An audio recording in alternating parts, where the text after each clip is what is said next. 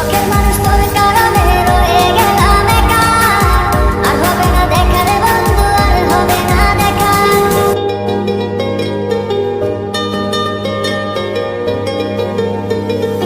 অন্তরেতে কিসের জ্বালা বলিব যে কারে, শখের মানুষ আঘাত দিল এই যে